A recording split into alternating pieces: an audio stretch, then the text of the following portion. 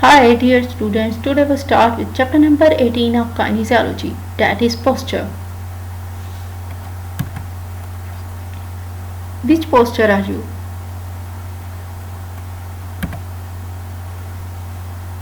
This is good posture, balanced upright posture, and poor posture, forward head, flat back, sway back, weak abdominal muscles and rounded shoulder.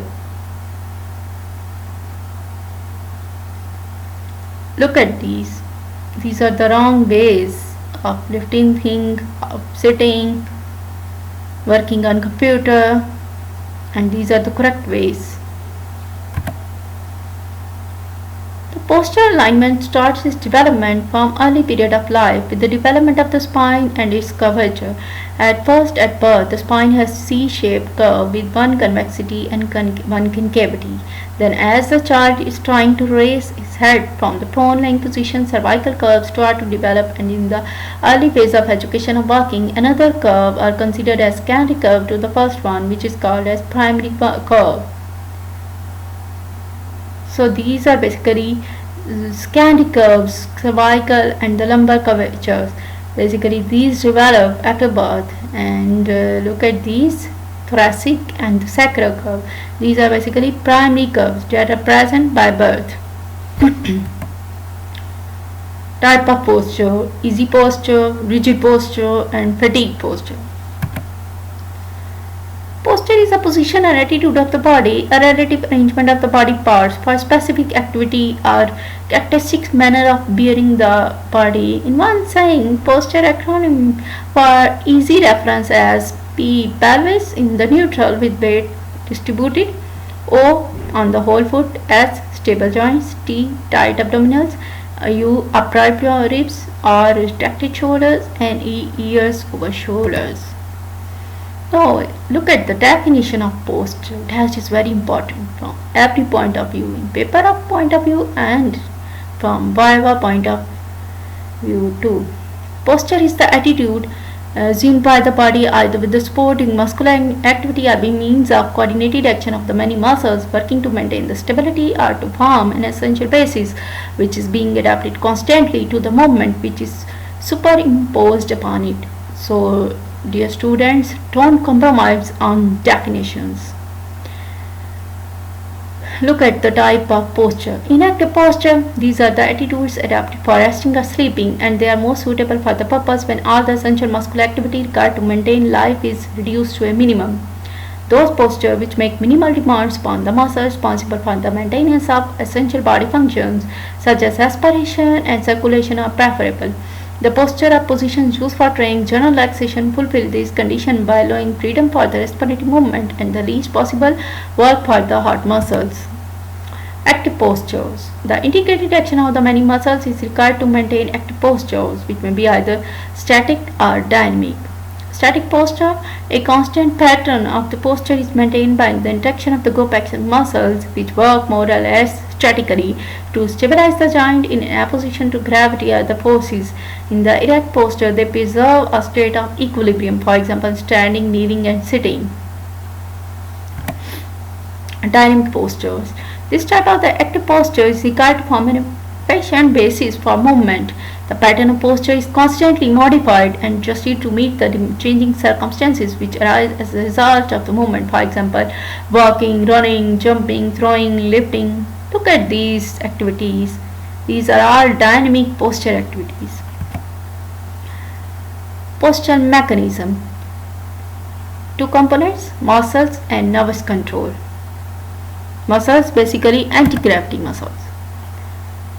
The intensity and distribution of the muscles work which is required for both static and dynamic posture vary considerably with the pattern of the posture and the physical characteristics of the individual who assumes it. The group of the muscles most frequently apply are those which are used to maintain the erect position of the body by working to counterbalance the effect of the gravity.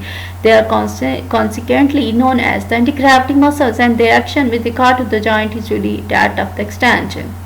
These anti-gravity muscles present certain characteristics which enable them to perform their function with efficiency and the minimum of effort. The form of the muscle is multipinnate and fan-shaped, an arrangement which signifies powerful action as opposed to the ability to produce a wide range of movement at high speed. Many of the constituent fibers are red, indicating their capability of sustained contraction without fatigue due to their low metabolic rate of action. These are basically slow twitch fibers. Uses oxygen as a fuel, provide continuous energy, offers extended muscle contraction, fires slowly, has high endurance and great for marathoners. And fast twitch muscles, look at these, use anaerobic metabolism for fuel, provide short bursts of speed, fires rapidly, fatigues more quickly, great for sprinters. Nervous control. Postures are maintained or adopted as a result of the neuromuscular coordination, the appropriate muscles being innervated by means of very complex reflex mechanism. Posture reflex. A reflex is by definition an efferent response to an efferent stimulus. The efferent response is a motor one, the anti-gravity muscles being the effector organs. Efferent stimuli arise from a variety of the sources all over the body, most important receptors being situated in the muscles themselves, then the eyes, ears, joints, etc.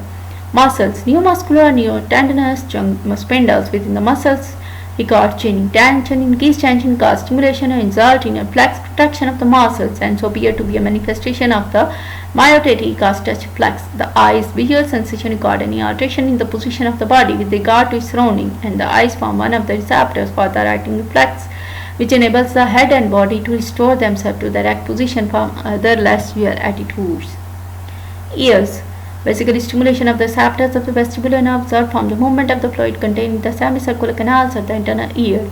Each canal lies in a different plane which is at right angle to both the others, and any movement of the head disturbs the fluid they contain, and thus knowledge of the movement and the direction in which take place are recorded. Joint structures. In the weight bearing position, approximation of the bones stimulates receptors in the joint structures and elicit flex reaction to maintain the position. Skin sensations may also play a part, especially that of the soles of the feet. When the body is in the standing position, impulses from all these receptors are conveyed and coordinated in the central nervous system. The chief receptors involved being the cerebral cortex, cerebellum, red nucleus and vestibular nucleus.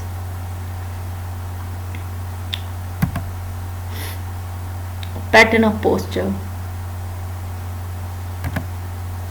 Pattern of posture, both static and dynamic, are gradually built up by integrated action of many reflexes which together make up the posture reflex. Some of these component reflexes are inborn and some are conditioned, being developed as a result of constant repetition of the postures maintained by the voluntary control. Good posture. Posture is said to be good when it fulfills the purpose for which it is used with maximum efficiency and minimum effort. As the physical characteristics of no two people are identical, the precise pattern of the good posture must vary with the individual. It is possible, however, to generalize to some extent. For example, if you are in erect posture, the alignment of the static part of the body you release to the perfect balance of the one segment upon another, a state which can be maintained with a minimum of muscular effort and which is aesthetically pleasing to the eyes. As the dynamic posture involves constant readjustment to maintain the efficiency of the posture background throughout the progress of the movement, they are much more difficult to assess. In many activities, however, the same alignment of the various segments of the body which is satisfactory in the erect static posture form the basis from which these adjustments are made. For example, in the walking or sitting and then writing. In the erect positions, the plane of this alignment is vertical, but in many dynamic posture it is inclined or even horizontal, in case effect of gravity on the waist body segment is altered and the muscle work required to maintain the alignment is adjusted then accordingly. So this is good posture. How do you develop good posture? Efficient posture develops quite naturally, providing the essential mechanism for its maintenance and adjustment are intact and healthy. The chief factors which predispose to the healthy development of the muscles and posture reflex are stable psychological background, good hygienic conditions, and opportunity for plenty of free natural movement. Emotion and mental attitude have a profound effect upon the nervous system as a whole, and this is reflected in the posture of the individual. Joy, happiness, and confidence stimulating and reflected by an alert posture in which position of extension predominate. Conversely, unhappiness, conflicts, and feeling of inferiority have just the opposite effect and result in the position in which the position of flexion are most conspicuous. This connection between the mental and physical attitude has always been recognized and used in dancing and on the stage. It is certain that mental attitude affects the physical either temporarily or permanently. It is not possible that this can also happen in reverse. In other words, cannot a physical attitude adopted consciously affect the mental attitude? Obviously. Good hygiene conditions, particularly with regard to nutrition and sleep, are essential for a healthy nervous system and for growth and development of the bones and muscles. So always take sound sleep. In addition, the opportunity for the plenty of the nature-free movements also encourage the harmonious development of the skeletal muscles, activities which are much enjoyed for normal healthy young child at play. For example, running, jumping, and climbing are those in which movements of the active extension predominate. Poor posture. Posture is poor when it is inefficient, that is, when it fails to serve the purpose for which was designed, or if unnecessary amount of the muscular effort is used to maintain it. Faulty alignment of the body segments in the erect position may lead to the necessity for the additional muscle work to maintain balance. On the other hand, efficient compensation may take place, in which case no additional muscular effort is required, but the attendant ligament strain or the cramping of the thoracic movement are disadvantages which cannot be ignored. In addition, posture which involve a marked increase in any or other cause of the spine aesthetically displeasing clothes don't fit these objects well, and this may itself have an unwelcome psychological reaction. The purpose of dynamic posture is to serve as an efficient adaptable background to the movement. Posture patterns which don't fulfill this function impedes and reduce the efficiency of the movements and therefore must be considered poor. For example, standing square to the net while making a forehand drive tennis. Tension in the muscles other than those required to act either for the produce movement to maintain posture hinders the efficiency of both and waste energy. Factors which predispose to poor posture. The causes of poor posture are often very obscure, and even if they are known, are difficult to remove. The factors which most often contribute to the establishment of inefficient posture pattern are basically mental attitude of the patient and poor hygienic condition, general debility after constitutional illness, and prolonged fatigue are also contributing causes as they reduce the efficiency of the neuromuscular system as a whole. Local factors such as localized pain, muscular weakness, contractures like deformity or shortening, joint stiffness, etc., joint stasis, etc., or localized tension which serve no useful purpose, lead to muscular disturbance, alter the posture pattern, but don't necessarily reduce the efficiency under the circumstances. However, this altered pattern of the posture is continued and after the cause for it is moved, it must be regarded as a posture defect. A faulty idea of what constitute good posture may also lead to the establishment of the inefficient pattern by repeated voluntary effort. Effects of poor posture. Poor posture causes deviations from the normally aligned posture. As a result, body functions are altered and this may lead to the dysfunction and disease. Poor posture may cause one of the following dysfunctions: ease, fatigability, and high energy expenditure. Decrease both respiratory and circulatory efficiency, pain, bad cosmetic appearance, psychological disturbances, etc. Principles of re-education. The measure which can be taken by the physiotherapist to combat poor posture and to train other more efficient posture pattern depend upon the cause. The success of any physical treatment basically depends upon her ability to gain the cooperation of the patient. Posture which is a result of unsatisfactory mental attitude and poor hygiene condition can only be remediated permanently by altering the mental attitudes and by improvement of the hygiene conditions, and these are the measures with which the physical therapist herself not often able or competent to treat. Posture defects rarely lead to the marked structural changes. If they are prolonged, however, muscle and ligaments do adapt their length to the habitual position maintained by the joints, and this may lead to some limitation of the normal joint range. This limitation, if present, may then make it impossible for the patient to assume a good position at some future date when the attitude and condition have improved. Relaxation, mobility exercise, and repeated presentation of a satisfactory posture pattern prepare the way for the improvement. In the period of instruction, a cheerful atmosphere, a spirit of enjoyment, and judicious praise may build up the desire of the patient to establish a more satisfactory posture pattern by the voluntary effort. Then general debility and fatigue are the causes. They must obviously be treated first. Training in relaxation to avoid unnecessary tension, assistance in remembering the feeling of a satisfactory alignment of the body are helpful. Meanwhile, local condition which results in the alteration of the posture patterns and which can be removed should receive suitable attention. Pain. Now look at these measures. Pain is elevated by appropriate means. Muscular weakness caused by specific exercise should restore the balance of the muscle power. Localized tension removed by relaxation methods. Occupational strains can sometimes be relieved by analysis of the movements required.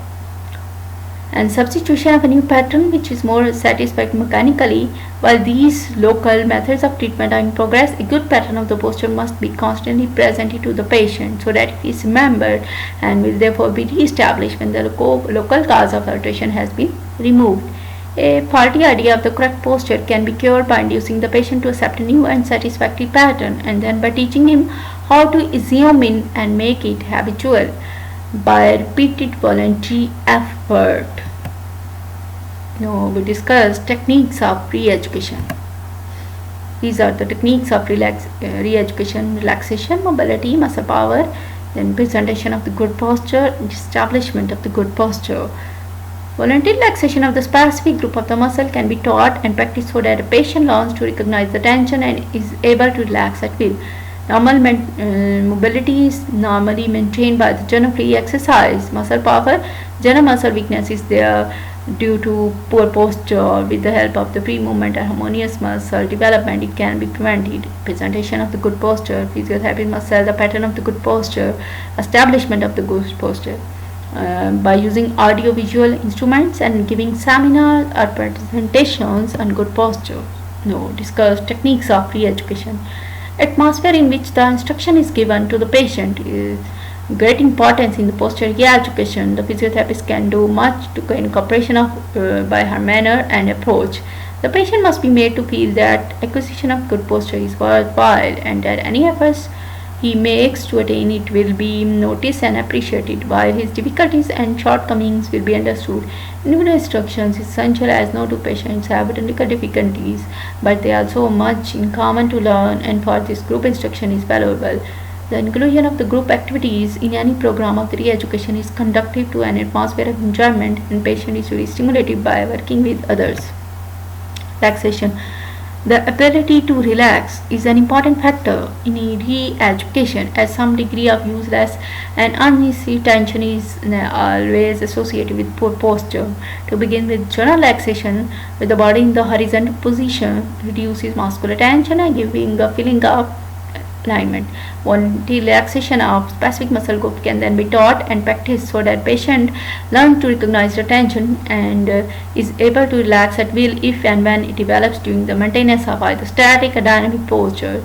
Because of the excessive use of the arms in front of the body and necessity to lean forward, which may many occupations demand, as in washing clothes or writing at a desk, these tension usually occur in the muscle around the shoulder girdle and the neck extensor.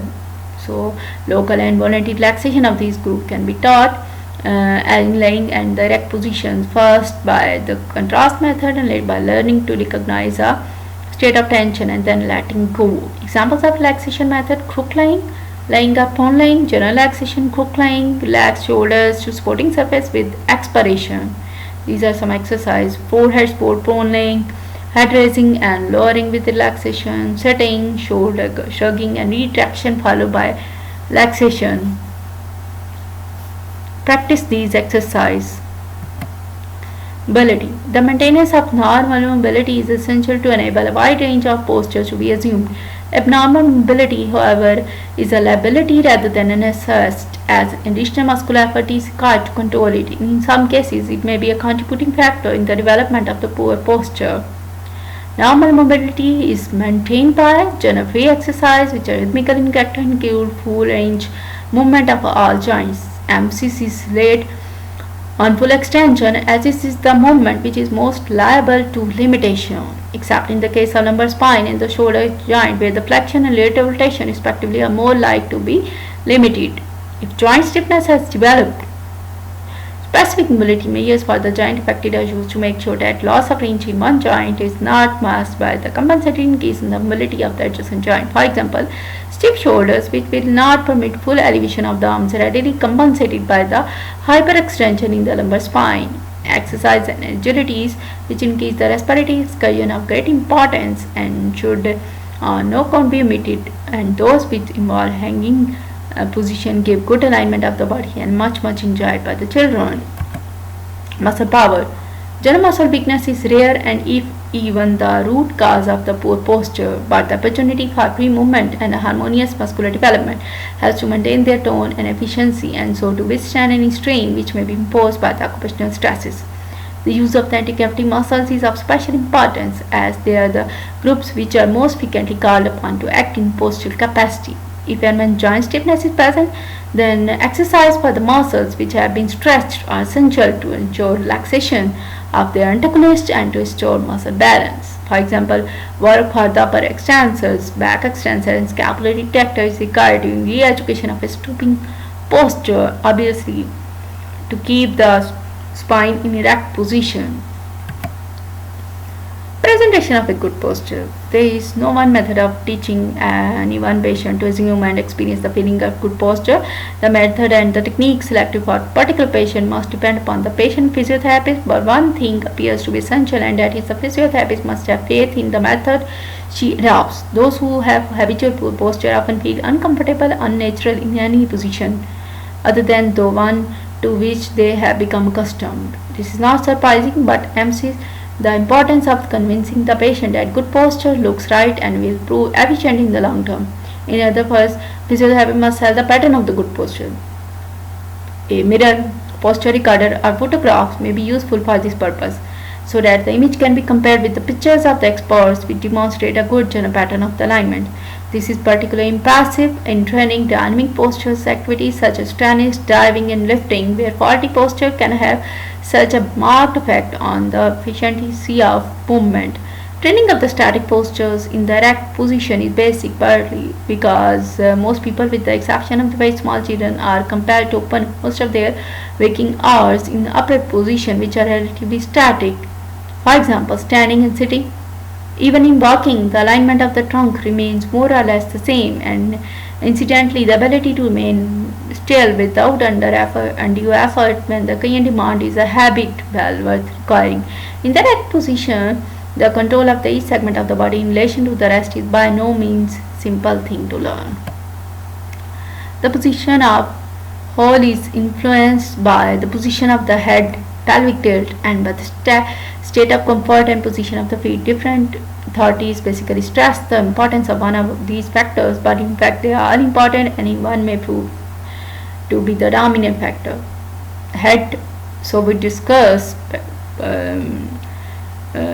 presentation of a good posture with regard to head, pelvic tilt and feet. Head, an upward thrust of the vertex in the upright position may be sufficient to achieve specific alignment, satisfactory alignment of the whole body, provided no unnecessary tension is allowed to develop elsewhere. To prevent tension in the initial stages, this may be practiced in the horizontal and inclined position.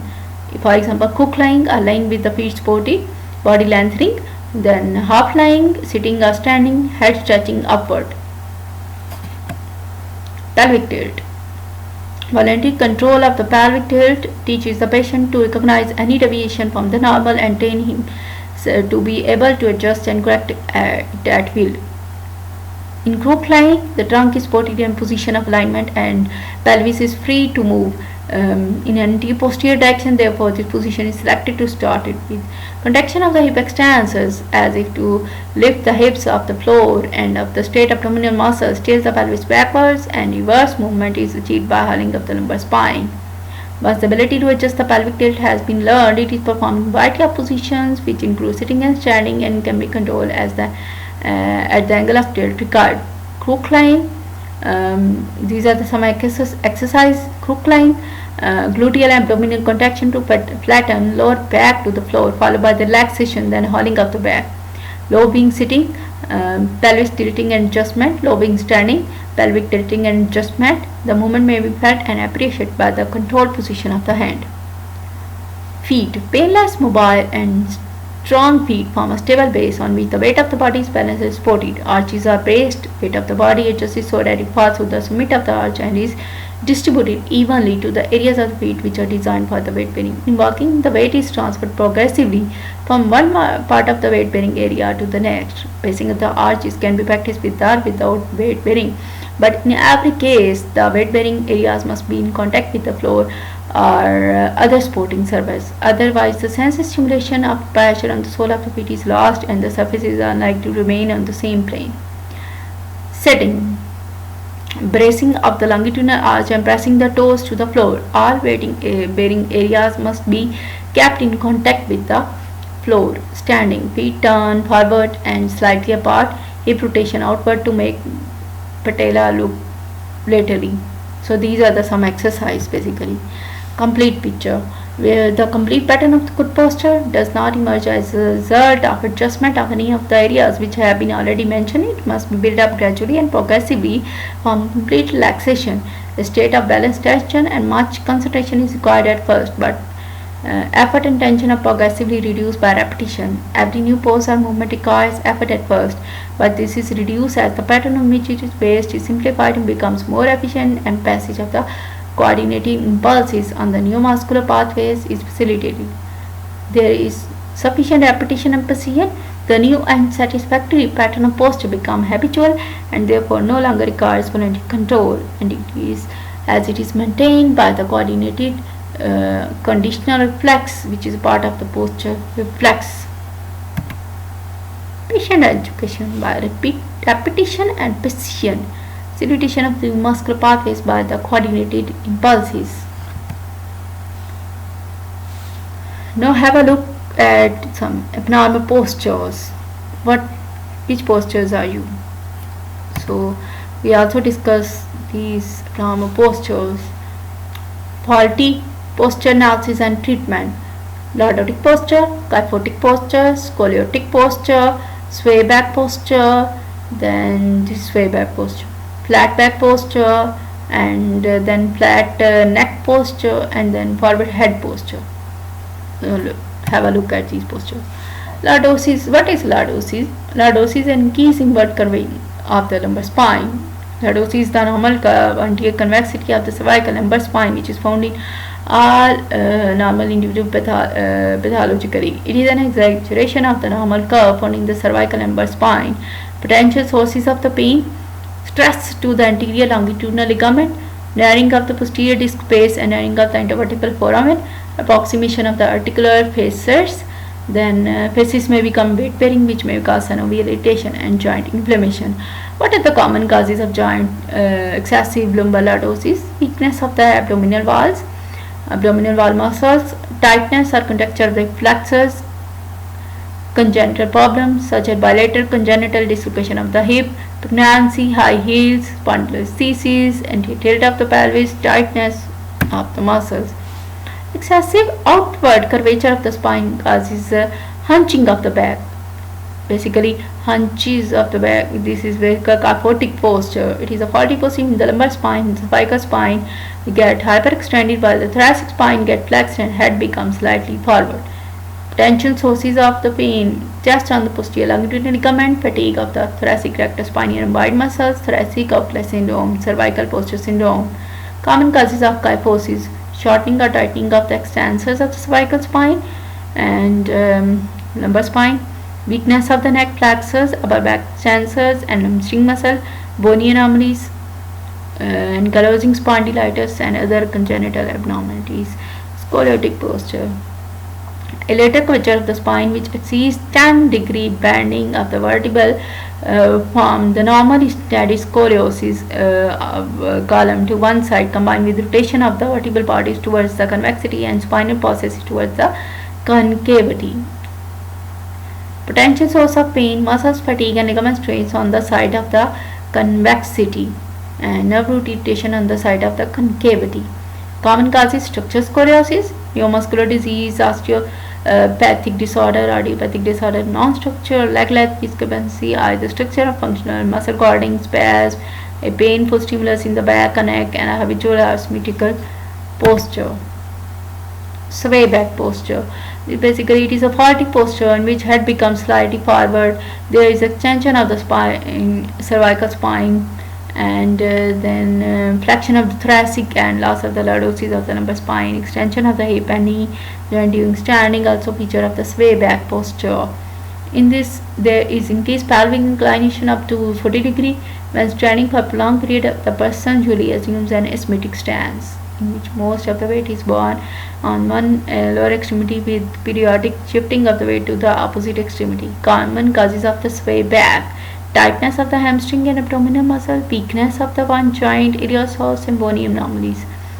Where the potential source of the pain in sway back: stress to the iliofemoral ligament, anterior longitudinal ligament of the lower lumbar spine, and potential posterior longitudinal ligament of the upper spine and lumbar spine and thoracic spine. Narrowing of the intervertebral foramen in the lower lumbar spine that may compress the blood vessels, dura and nerve roots.